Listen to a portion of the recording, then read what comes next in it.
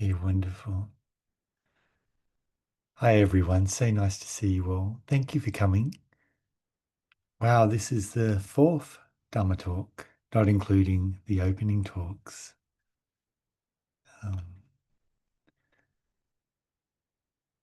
at this stage of a meditation, might have caught up on a bit of sleep by now, unless you're doing the working retreat. If you're doing the working retreat, you never catch up on your sleep. Might have started to settle down a bit or settle into the rhythm of meditating. Deb and Linda have definitely slowed down a lot. Yeah, I can see that. Not through force, just because it's a nice thing to do.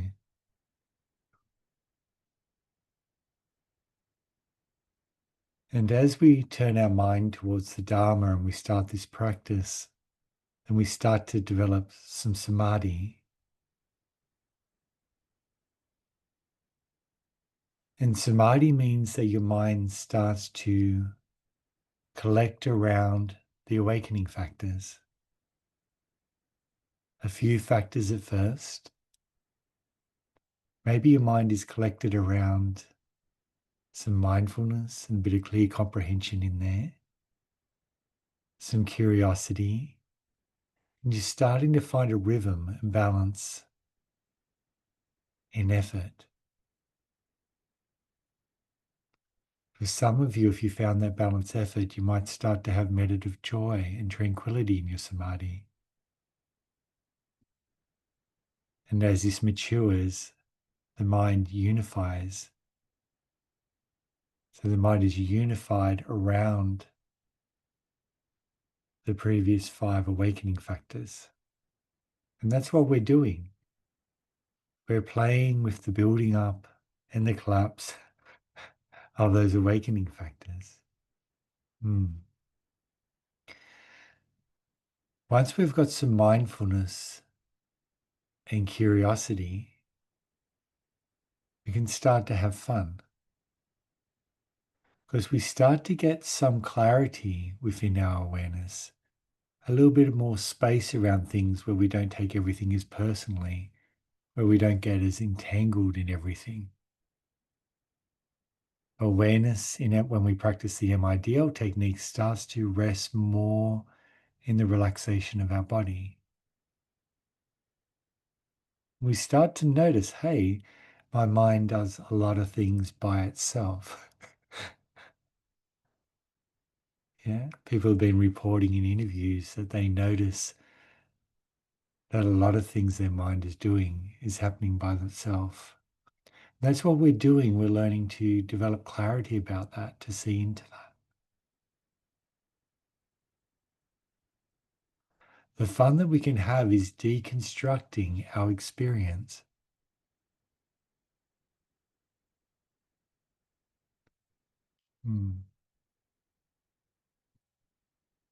You see the purpose of this practice to reach the maturity of a human being. What does a mature human being look like? If you look out in the world, how many mature human beings can you see? We think in terms of maturity. Yeah. When I was a young child, I was enchanted with childish toys. Actually, I was enchanted with this little dark pillow. And it was dark because of all my saliva on it, apparently, because I put it in my mouth all the time. And I used to call it a khaki.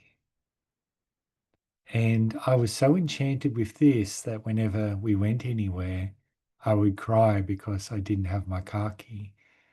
So my parents would take it and put it in the pram, or take it and I'd walk down the street with this dirty, stained pillow.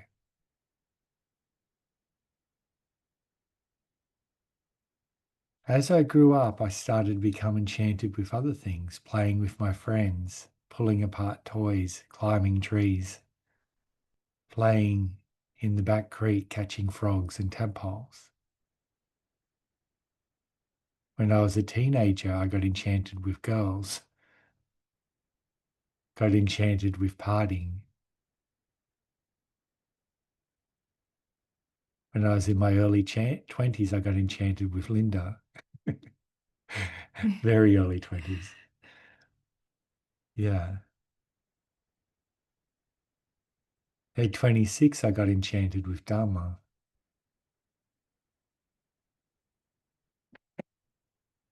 Part of the natural process of growing up, of maturing, is losing enchanted with childish things. We're doing this naturally throughout our life already. We do this. Yeah?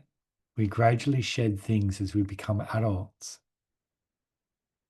Unfortunately, as adults, we don't get disenchanted. We don't lose our enchantment with useful things like anger, frustration, jealousy, greed, lust, desire, envy. We just get good at hiding them. And then some people aren't very good at hiding them at all. But we call that being mature. Mature is hiding what I'm really feeling inside. When we're talking about the full maturity of a human being, we're talking about the possibility of growing up, of maturing. So none of these qualities are present in your heart, in your mind anymore. Becoming disenchanted with these childish ways of living, the childish ways of living through hatred, through greed, through jealousy, through selfishness, through anger, through wanting and desiring things, and reaching the maturity of a human being, the kusala. A mature human being can rest in pure love or kindness or caring, gratitude, empathy. They can be joyful when other people are getting something and they're not. We can see that in our meditation practice when we start to look and go, no, everybody else is getting this. Why aren't I? We grow up beyond that. We're growing up. You're intentionally maturing. This final stage of maturity as a human being takes courage. It takes a willingness to go into your deepest fears, a willingness to experience that which you don't want to experience, a willingness to challenge things, to tear anger into little pieces, to tear frustration into little pieces, desire into little tiny pieces till it breaks, to tear down and not take for granted the reality of things that we take as real, like our feelings, our emotions, our thoughts, our memories.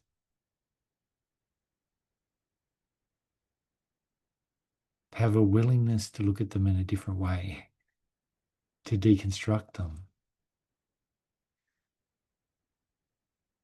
And that's what we're going to look at today, the fun game of deconstructing ourselves. When the Buddha went out into homelessness, he trained under two teachers. First two teachers taught him different levels of concentration practice.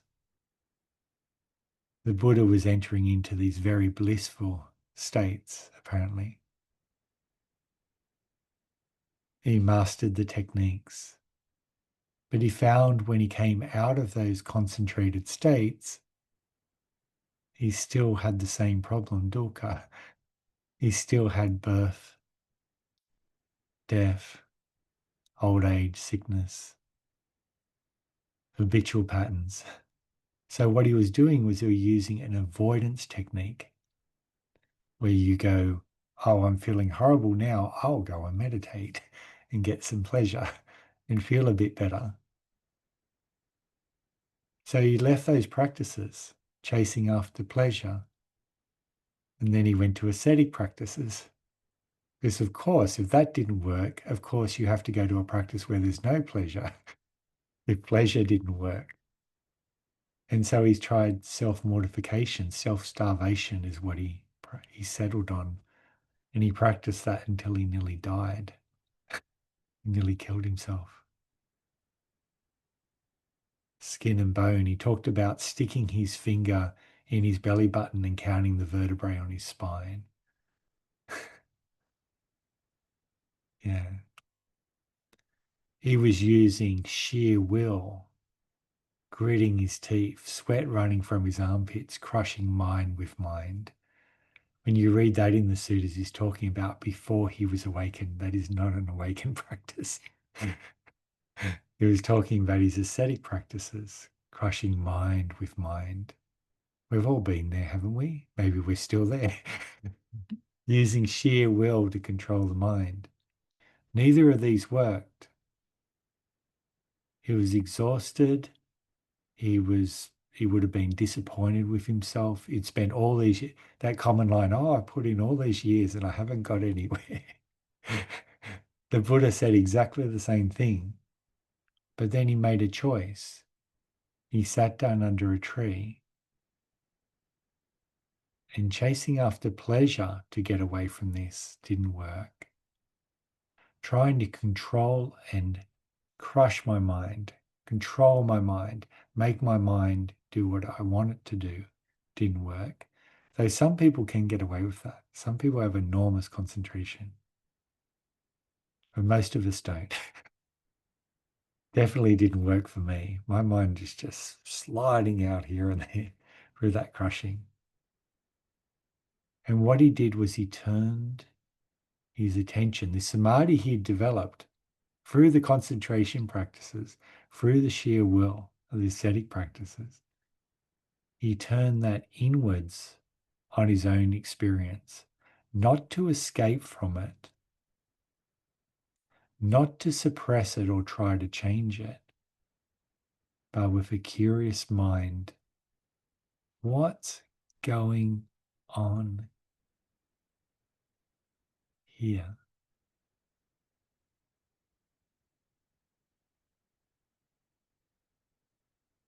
And he called that the middle way, avoiding the two extremes of chasing after pleasure and then manufacturing pain is the other one.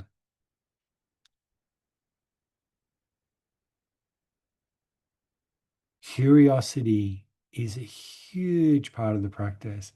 If I was going to say any quality that I see in meditators where their meditation unfolds, they're extremely curious and they're not afraid of breaking their mind. They're not afraid of breaking anything. They're just so playful. You give them instructions and they'll try that instructions in multiple different ways, just kind of feeling their way around. It's like you're in the dark, feeling your way through till you find the right way through. What I do on the retreats is I like to, in classes, encourage curiosity. Curiosity is the engine, it's the power, it's the energy, it's the driver. Without curiosity, your mindfulness means nothing. That desire to understand, the constant question mark within your mind. Yeah. And this beautiful girl here, ever since I've known her when she started Dharma practice, incredibly curious. Aren't you? Sometimes. Sometimes she's curious. Okay. So let's start to look at different ways to deconstruct our experience, just simple ways. I did promise someone that this retreat's Dharma talks would be very practical. Yeah. So we're having more practical sort of application. First, I'd like you to experience your senses just for a little while. Just relax your side a bit and just look around the room and just see things. Can you notice what it feels like to see? There's a feeling to it. We can actually see things. Actually, as I change from object to object, I can actually feel my eyes focusing in on specific things.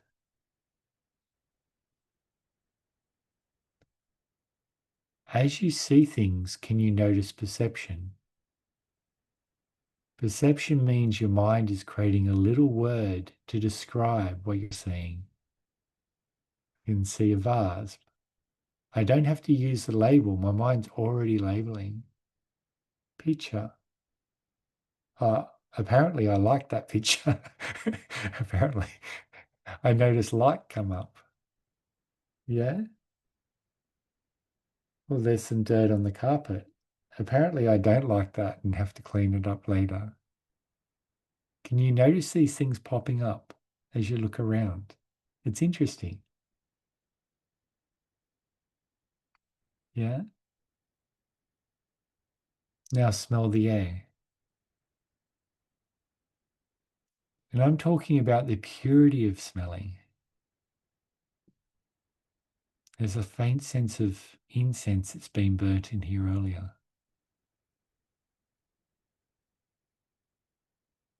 Apparently I like that. How do I know it's incense? Because the perception tells me. If you've got any sounds around, there's a purity of hearing. You can intentionally hear the sounds come and go. If it's quiet like it is here in this hall, there's actually a sound to silence as well. It's called tinnitus.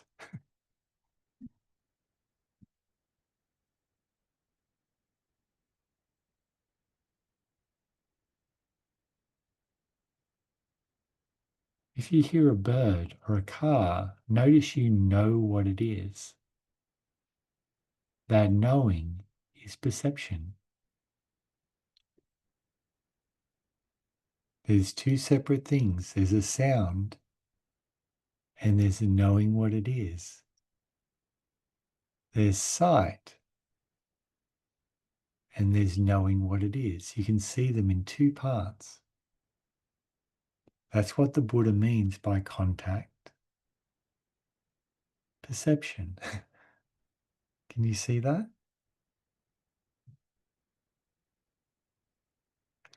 When I see or hear something and I like it, it's because there's also a pleasant feeling there. If it was unpleasant, how could I like it? Can I notice that pleasantness of that sight? Or if I see or hear something that I don't like, can I notice the unpleasantness of that sight or sound? We can break that sight, the hearing, the smelling, tasting when you're eating your food, your meals. You can separate out the texture, the flavor, knowing what it is, the pleasantness of it or unpleasantness, maybe. If I'm doing the cooking, these guys know what I'm talking about. Or your body. Your body's sensing right now too.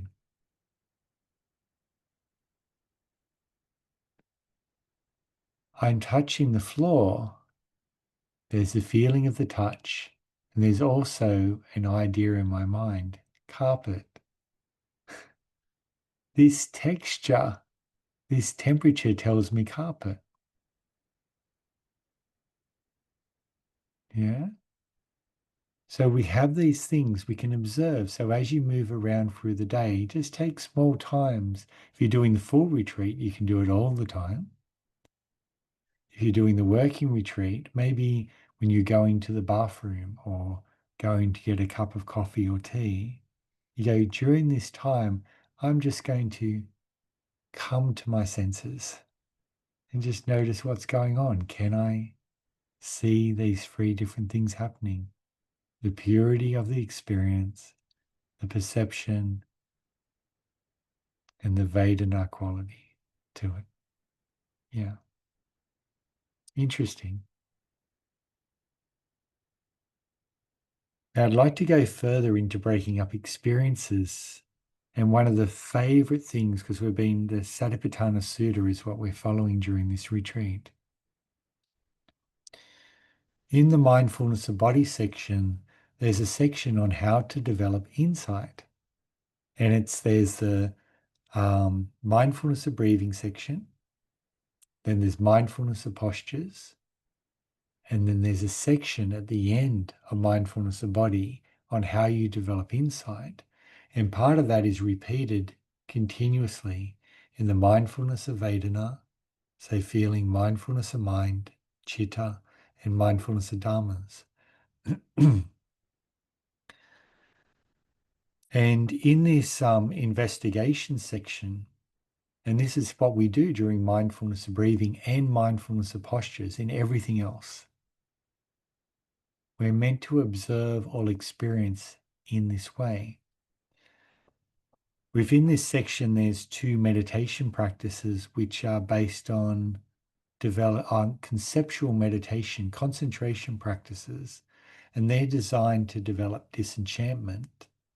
And they're used by monks and nuns, and lay people can use them as well if you like.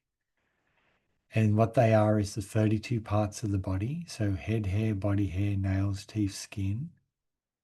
And they're conceptual because I cannot experience hair. Well, that's obvious. Head hair. I can't even experience body hair, and I've got plenty of that. I can't experience nails or teeth or skin or flesh or sinews, bones. So it's conceptual. It's bringing up a conceptual object in your mind. The other one is the cemetery contemplations, but again, they're set conceptual objects. Both Linda and I were trained for the third option there. And this third option is powerful. And I found with this third option, I don't actually need to do these samatha practices, these concentration practices for disenchantment. And the third option is fun. And it's called the four elemental qualities. And it's really difficult to find information about them on the internet because normally it lists the 32 parts of the body as the elemental qualities. So I'll just share with you what I've used in my practice, share what Linda's used. I'm pretty sure she's used this. And I'll just say nobody actually knows what the Buddha means by this because he didn't actually say. So it must have been something that was known by the people of the time.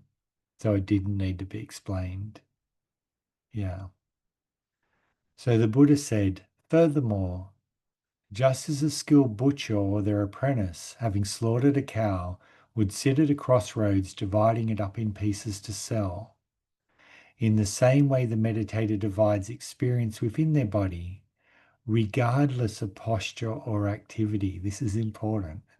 Yeah, regardless of posture or activity, in terms of these four elemental qualities. Within the experience of this body, this is earth element, this is water element, this is fire element, and this is wind element. In this way they dwell, contemplating body within body, internally, body within body, externally, body within body, both internally and externally. Or they dwell contemplating the arising of body within body, contemplating the ceasing of body within body, or contemplating the arising and ceasing of body within body. Or else they dwell with mindfulness of body present within them, just to the extent necessary for further understanding and mindfulness. see that last line in regards to us keeping this background awareness of our body in a very general sense all the time. Yeah? Just enough extent for further mindfulness and understanding, which is insight. In this way, they dwell independent, not clinging to anything within the world. That's the final section of mindfulness body section in Satipatthana Sutta. Let's take a look at this. Just as a skilled butcher or their apprentice, having slaughtered a cow, would sit at the crossroads dividing it up to sell. So the image is this: you go to a supermarket and there's the meat section. You see sausages, you see steaks, you see different types of cuts. Yeah. You see all different types of things, but do you see a store full of animals? Because that's the reality. There's all sorts of, we'd be actually horrified if we actually saw what was in that supermarket, but we were not even going to go down that path. But that's what I see when I walk in there. Yeah, is I see that. I just see dead animals everywhere. But if we take a look at it, when something is broken up into little tiny pieces, it loses its identity. If we went out into the garage, we've got a car. If we broke that car up into small, tiny pieces, when the pieces were small enough, you would no longer see a car. You just see this nut, this bolt, this screw, this whatever. So you break anything down into little tiny pieces and its identity dissolves. You break it down and it loses its solidity, its reality. And that's how we practice insight. You practice insight by experiencing things and then breaking it up into its working parts. We started to do that with sight and sound. We started to separate it into different parts. We can even separate it into more parts. Yeah? Break it down, break it down, break it down, and there's no identity. The first step in breaking things down is breaking them up into the four elemental qualities. And the Buddha's saying this should be applied during your seated meditation, whether it's mindfulness of body, because some people don't get mindfulness of breathing, and that's okay. You don't have to have mindfulness of breathing. We can do the practice through mindfulness of body. Yeah. But also in mindfulness of breathing, how do you know you're breathing? Well, you're feeling elemental qualities. Elemental qualities talk to us. Yeah. So let's start to look at it. So we break the experience up into four elements. This is earth element, water, fire, and wind element. So earth element. So let's just take a look at our body now. I'd like you just to relax into your body. You can let your shoulders drop, or you can take a few breaths to relax. Just relaxing back into your body.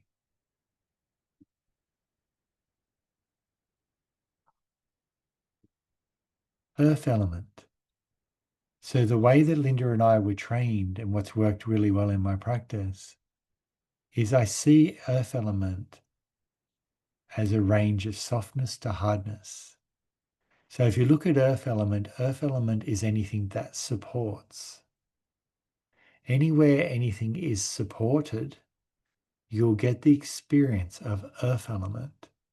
So if we want to find earth element in our body, go to any place of touch. Yeah. So if you come to the base of your body right now, can you notice any experience that you would see as hard or hardness? And remember, we're using these words to kind of point towards specific experiences. So if I picked up a cup, the cup would feel hard. Yeah. So I'll go hard. If I pick up a pillow, soft. So a pillow has a feeling of softness and a cup has a feeling of hardness. Now, you wouldn't want a cup that was soft and a pillow that was hard. But when you touch a pillow, you feel hard, cool. See the elements there? So your body touching the floor now. If you can feel an area that's hard, just say hard, hard, and that will bring your awareness to it. What does hardness feel like?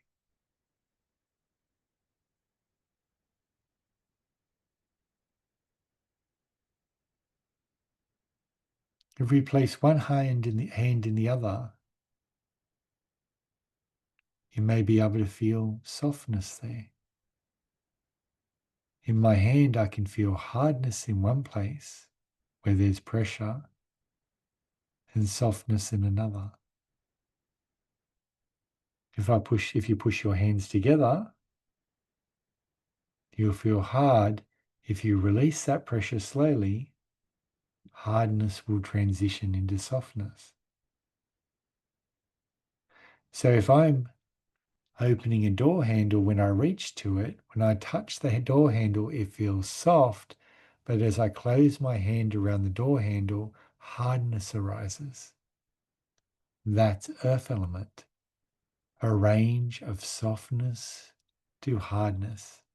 Wherever there's touch, you will find earth element. So whenever you touch anything or contact anything, look into it, be curious, and break that up into earth element. Does that make sense so far? We're going into the experiential world here. The next elemental quality is what the Buddha's saying. Let's leave water. We'll go to fire. Fire is easier. Well, we'll go to water next. I like water as third. Okay. I'll have a talk to the Buddha later about changing this, but we'll do this. Okay.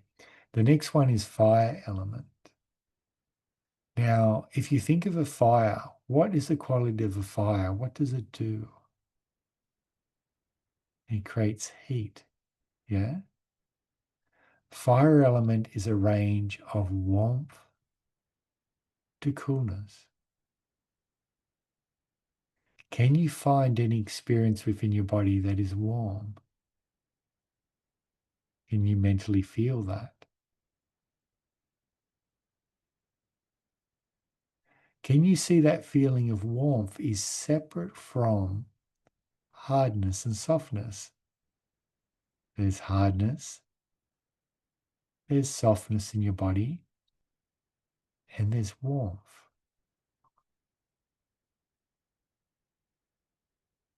Can you feel coolness in your body?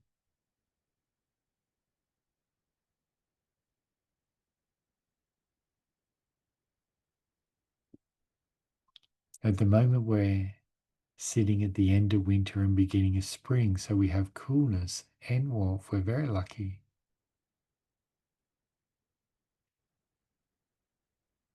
Actually, my arm feels cool, so I better put a blanket on top of it to make it warm.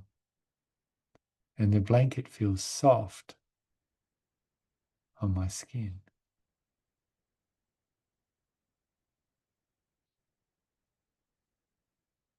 But notice how you can come into these qualities in your body. If I picked up a coffee cup and it had fresh coffee in it, what would be my experience of that cup?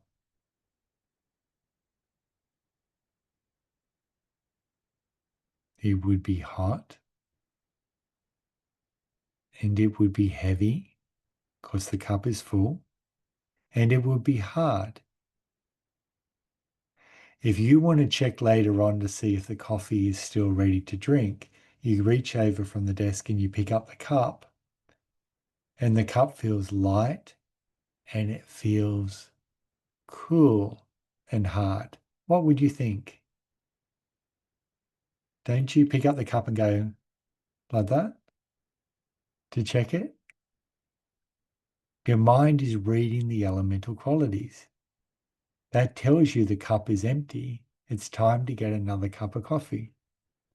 What if you reached over and you picked up the coffee cup and it was hard, cool, yeah, and heavy?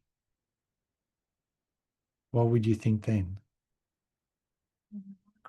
The coffee's got cold, put it in the microwave and heat it up.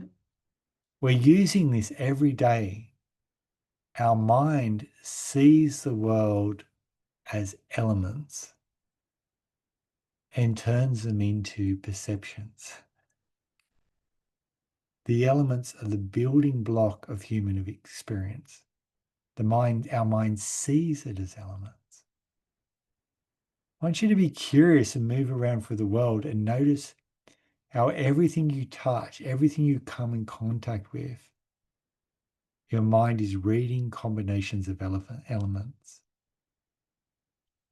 Yeah, including Christian, the tightness in your neck.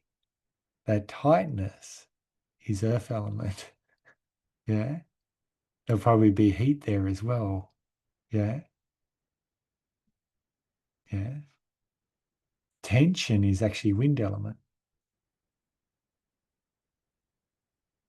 Your mind not going off that pain in your neck, going to it again and again, sticking to it is water element.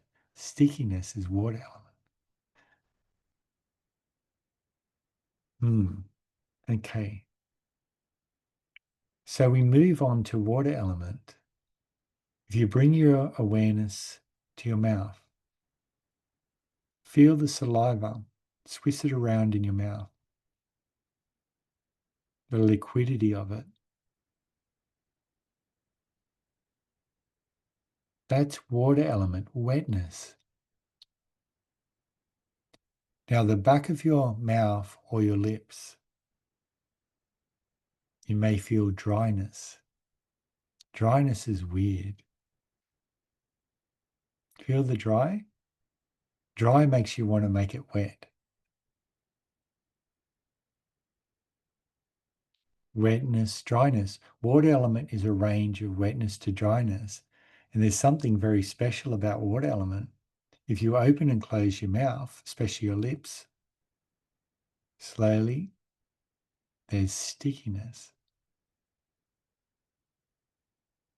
And as I shared before, Linda and I, in our younger days when we were little children in the Dharma Center, when we were cooking for the yogis, the Burmese used to cook there a lot, and a lot of oil on the floor, and they were cork floors, and we used to walk around we were bare feet everywhere. We were actually hippies, and I didn't realize it, but we were walking around slowly on the floor, feeling the stickiness in the floor and looking at each other and smiling, going sticky. It's like, yeah, it's so interesting because we realized the stickiness of the floor was the same as the stickiness of our mind, water element. And that insight dries out the stickiness of the mind. Yeah. There's one teacher friend used to call it Teflon mind, nothing sticks. Yeah, kind of drying it out. It's a water element. Now, wind element is the final one. Wind element is movement. So tension is both earth element and wind element. Earth element moving in, the movement of it is wind. Yeah. Wind element can expand out or contract inwards. So tingling in your body has wind element in it. Yeah. The gurgling of your stomach is wind element. Any movement in your body experience is wind element. Now, what's really interesting is the question, why do we use breathing as a meditation object?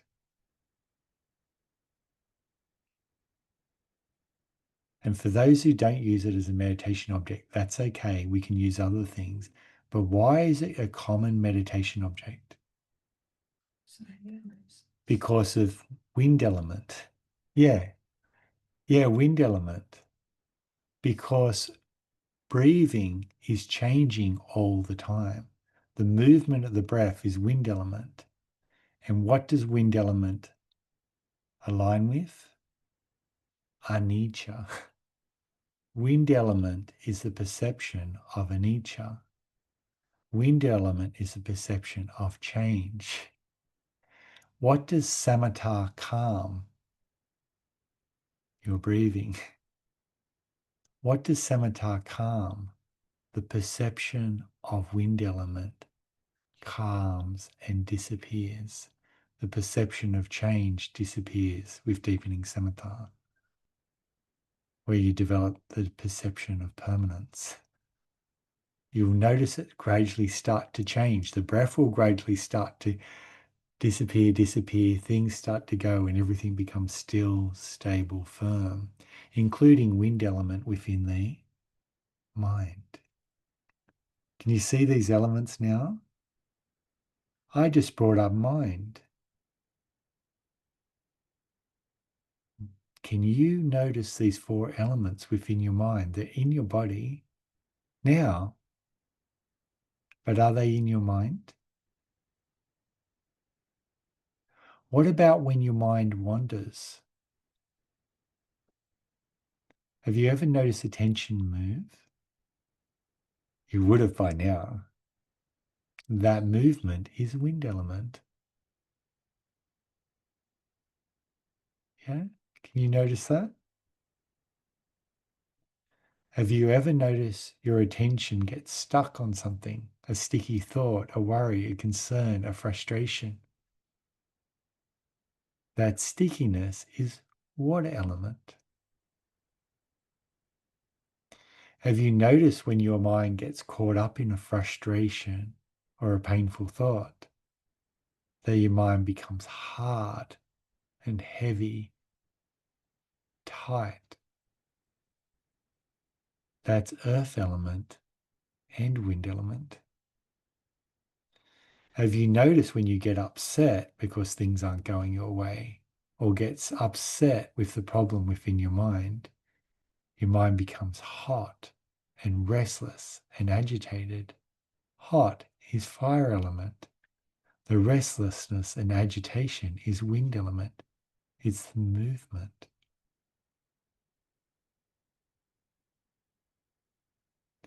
Have you noticed when you develop samatha, or when you relax, you let go, you allow things to be?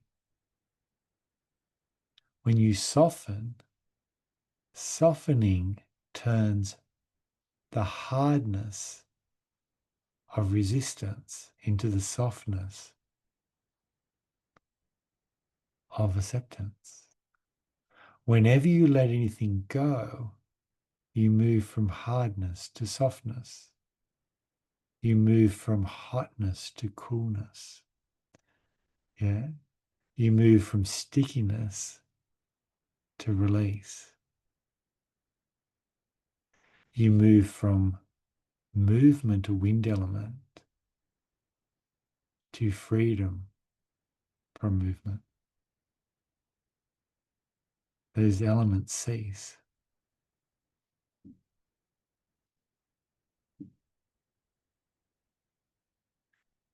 What does the experience of kusala qualities within your mind? Caring, kindness, gratitude. They're soft. They're calm. They're not sticky.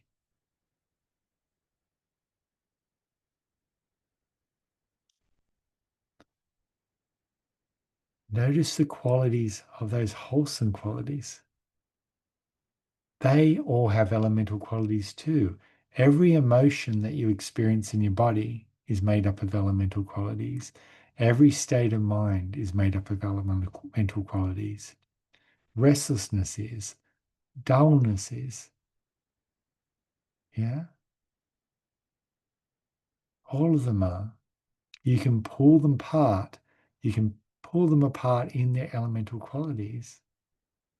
Our kusala qualities are hard and agitated and hot. Yeah? In movement, the wind element goes out of control. Look at them in the elemental qualities. See their impersonal nature. They are not things. Anger is not a thing. Frustration is not a thing. Doubt is not a thing. Doubt is like the word weather. The weather is not a thing. The weather is a whole lot of elemental qualities. The wind of the weather is movement. The coolness and the warmth are elemental qualities. Yeah? You find the elemental qualities in the natural system and the elemental qualities within here. Their perceptions overlaid over these qualities. The perceptions are not real, they're mind dreams. It's not what's real. Break things down. When you feel angry, come out of the mind and come into the body. Withdraw your awareness from the mind spinning, from the mind story. Relax into your body. Not that you can relax, but come into your body. Notice tight, hot, throbbing, churning. Break it up into its elements. When you break it up into its elements, it will reveal the Vedana, unpleasant. There'll be an unpleasant flavor or taste that is revealed when you break it up into its elements. It reveals the Vedana. You find the Vedana by breaking things up into the elemental qualities. When you find that unpleasantness, you will notice Chitta. So Kaya, Vedana, Chitta, the Satipatthanas. You'll notice, I don't like, I don't want, I want. You'll notice this resistance, this stance within the heart and mind. Yeah, stance against what? Stance against the Vedana. When you notice that I don't like, I don't want, notice how much effort it takes to like, to not want something. Notice that stance within your heart and mind, and then soften, relax, let it go. You're not trying to change the elemental qualities. Breaking the anger up in those qualities depersonalizes it. It reveals the Vedana. What you're reacting to is how you feel. You're reacting to the unpleasant feeling produced by your mind, not to the situation. The mind is reacting to itself. Yeah? When you soften, relax the relationship, find the relationship, release it, let it go, come back. You withdraw the energy from the anger, energy from the mind. This is what I did within my own practice. Break it up, break everything up. Be curious, have fun. It's a fun thing to do. We'll just finish up with a fun game that people who have been meditating with me for a while will be familiar with. Place one hand in the other. That's a pretty simple instruction. Hands in your lap. Allow your eyes to close over. Now in your hands, one hand touching the other, just notice any feeling of hardness or pressure there.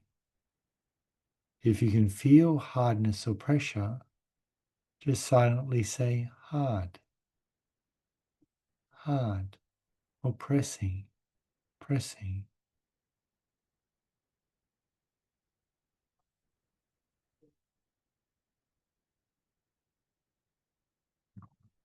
Can you notice the feeling of softness in your hands?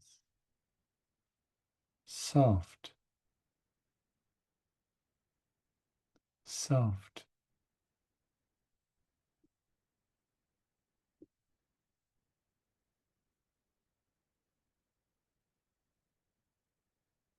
Can you notice the feeling of warmth in your hands? If you can feel warmth, just mentally say warm, warm, and notice what warm feels like.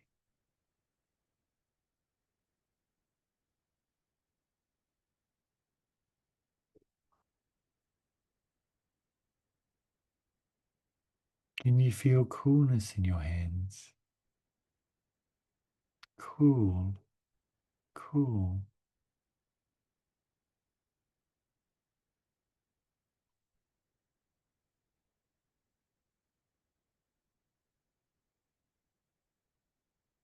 Now that your mind is tuned into the elemental qualities,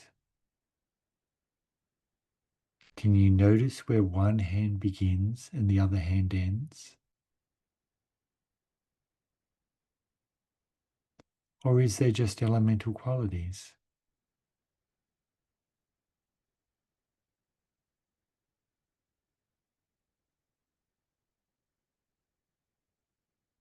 Bring your awareness to the outside of your hands.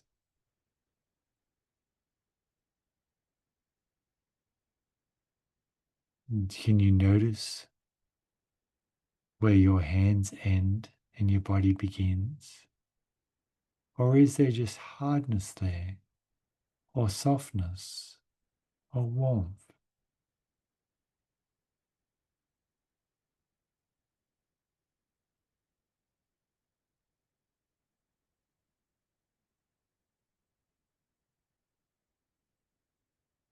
Start to feel the elemental qualities where your body's touching the chair or the floor. Looking at each quality by itself, like the Buddha said, break up your body experience into separate elements. Hardness, soft, warm.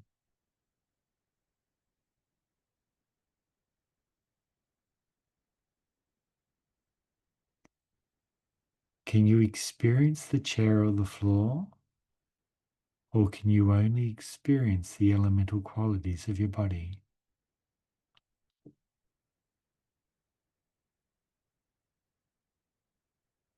How can you know a chair or the floor is actually underneath you if all you can feel is these elements?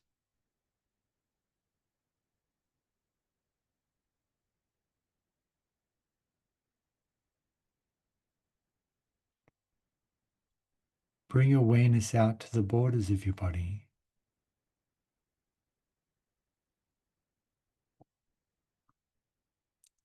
Can you notice that the borders of your body are also just elements?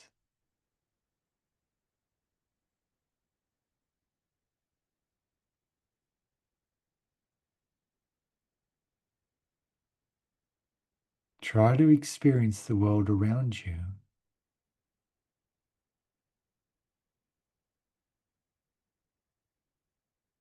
Or can you only experience the different elements?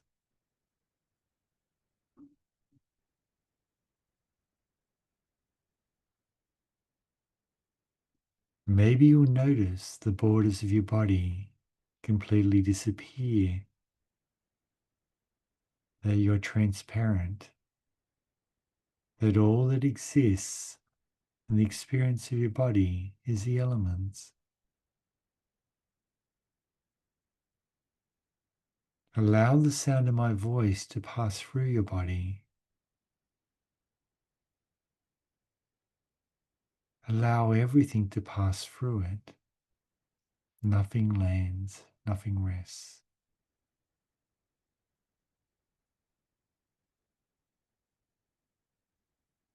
Have no head, no shoulders, no arms, no legs. Maybe you notice that as I said each word, when I say arm, a shape appears around your arms. Leg, head.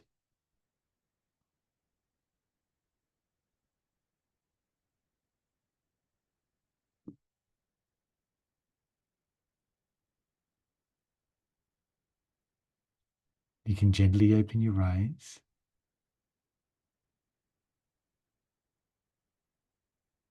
Can you notice resting in these elemental qualities that the perception of your body disappears?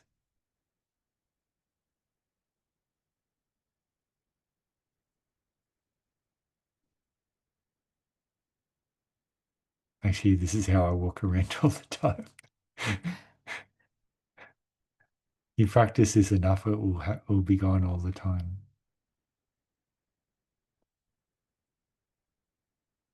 But the elemental qualities come to the front now. These elemental qualities are reality. The perceptions that are overlaid over the top of them are just mind dreams. Your mind is looking at the world through these elemental qualities. It reads them like reading Braille.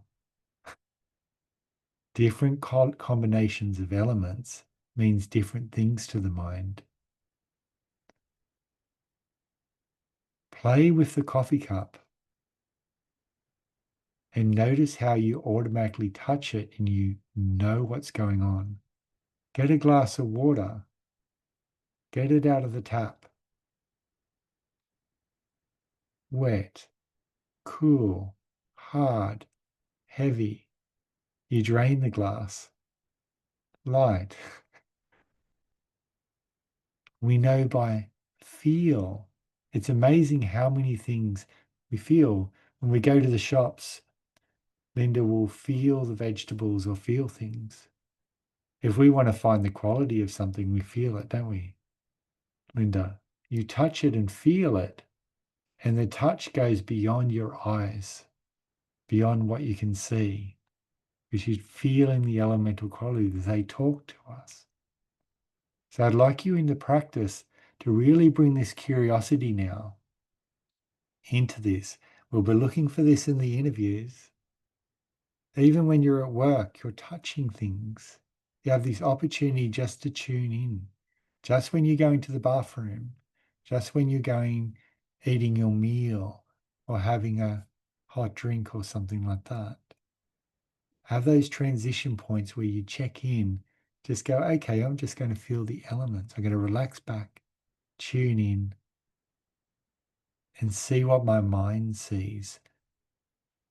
See the world that my mind sees.